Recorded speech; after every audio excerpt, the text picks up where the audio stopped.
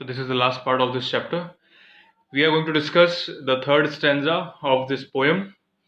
तो अभी तक हमने ये देखा कि सरोजिनी नायडू जी ने इस पोयम में जो मार्केट शो किया है उसमें कितनी तरह के वैरायटी ऑफ आइटम्स बेचे जा रहे हैं।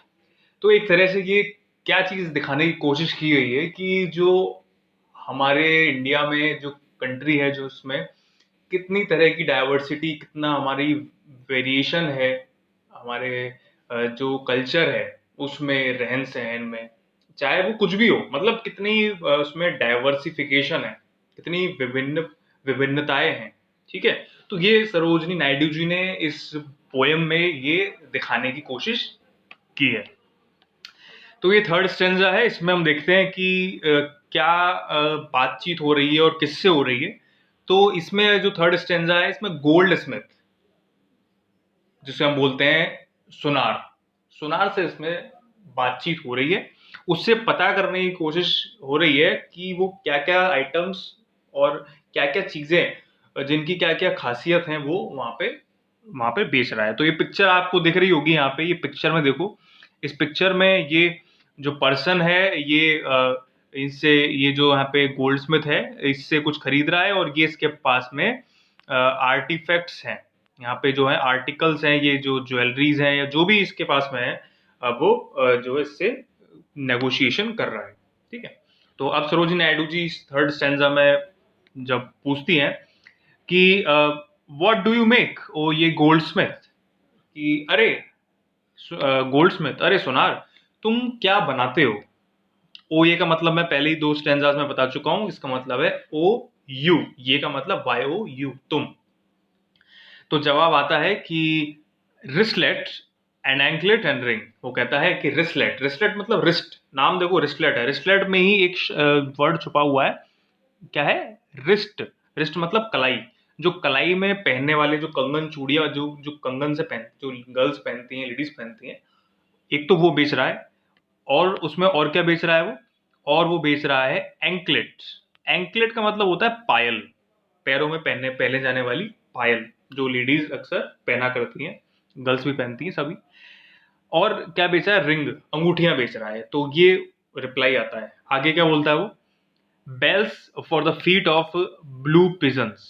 ठीक है, देखो और क्या बेच रहा है वो, कहता है कि जो कबूतर हैं जो कि कलर में नीले हैं, जो ब्लू कलर में जो कबूतर होते हैं, उनके फीट, उनके पैरों में जो घंटी बांधी जाती है, जो बेल्स बांधी जाती हैं, ठीक है, नीले कबूतरों के पैरों में जो बांधे जाने वाली घंटियां, बेल्स जो होती हैं, वो बेच रहा है।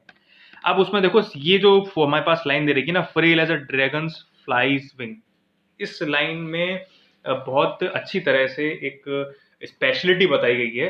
किसकी स्पेशलिटी बताई है, बेल्स को। बेल्स जो घंटियां हैं, जो भी हमने बात करी थी, पैरों में बांधे जाने वाली कबूतर में के पैरों में, उसके बारे में कुछ यहाँ पे अच्छी तरह से स्पेसिफिकेशन डिटेल में बताया गया है कि वो उसकी क्या क्या क्या है, क्या क्या उसके फीचर्स हैं। तो वो बोलता है कि frail, frail as a dragonfly's wing. क्या कहता है वो, कि फ्रेल का मतलब क्या होता है, वीक, या हम कह सकते हैं इसका मतलब क्या होगा, डेलिकेट, मुलायम। तो वो जो बेल हैं वो कैसी है, मुलायम है, काफी ज्यादा पतली है। ठीक है, जैसे कि ड्रैगन फ्लाई की जो विंग, जो पर होते हैं ना ड्रैगन फ्लाई के, ड्रैगन फ्लाई सभी को पता होगा, जैसे कि हम देखते भी होंगे कि गर्मियों के समय में एक काफी जो झुंड जैसा जाता है एक ड्रैगन फ्लाइज का। ठीक है, उनके लंबे लंबे से पंख होते हैं, वो थोड़ा सा चमकते भी हैं। जुगनू नहीं है, जुगनू अलग होते हैं, ये ड्रैगन फ्लाई भी एक तरह से उनके पर होते हैं। ठीक है, बड़े बड़े से पर होते हैं, वो काफी ज्यादा, अगर आप उनसे छुएंगे, उनके विंग्स पे हाथ लगाएंगे, तो उन्हें ज्यादा, उन्हें हार्म, वो खराब हो सकते हैं, टूट भी सकते हैं। ठीक है, जस्ट जस्ट टच से। ठीक है, तो काफी ज्यादा फ्रेल होते हैं, वीक होते हैं, काफी ज्यादा मुलायम होते हैं, पतले होते हैं। तो इसमें यही बताने की कोशिश की गई है कि जो बेल्स हैं, जो घंटियां हैं, वो भी इसी तरह से हैं। आगे बताता है कि girdles of gold for the dancer. अच्छा, इसका मतलब क्या है गर्डल्स का, गर्डल्स का मतलब होता है हम हिंदी में बोले तो कमरबंद। कमरबंद जो होता है ना, जिसको हम बेल्ट कहते हैं, जो कमर पे लड़कियां पहनती हैं, डांसर्स जो होती हैं ना, जो डांसर्स होते हैं, या कुछ भी देख लो, कथक में और भी बहुत से ऐसे डांसेस हैं जिसमें कि वो कमरबंद पहनते हैं, कमर पे एक बेल्ट सी पहनते हैं। ठीक है, बड़ी सी मोटी सी होती है, जो कि वो क्या है, गोल्ड से बनी हुई है, सोने गोल्ड की है, ठीक है।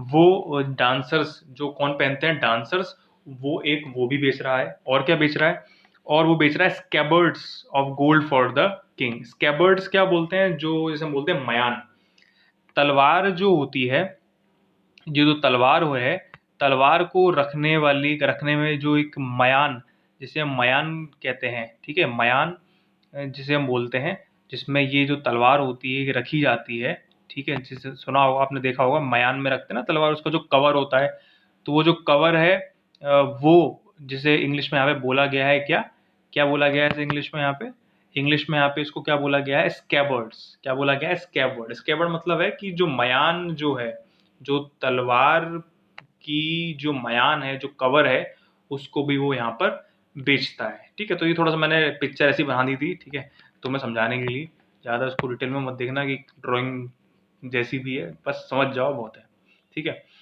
और of gold for the king, और जो स्कैबर्ड्स है वो कैसी है, गोल्ड की है, गोल्ड से बनी हुई है, सोने की बनी हुई, क्योंकि वो गोल्ड स्मिथ है, सुनार तो सोने की चीज ही बनाएगा, गोल्ड। और किसके लिए है वो, किंग, राजा के लिए है वो, क्या, स्कैबर्ड, मयान, ठीक है। तो this was the last stanza of this chapter poem, ठीक है, written by, penned by Sarojini Naidu ji. And अभी तक हमें ये समझ में आया हो कि कितना अच्छा उन्होंने डिटेलिंग दी है इंडिया की जो मार्केट है, कितने different types of items the vendors and the sellers are selling, ठीक है, and what qualities they possess, कितनी क्वालिटी है उनमें, ठीक है। तो ये भी हम सब इसमें देखने को मिला।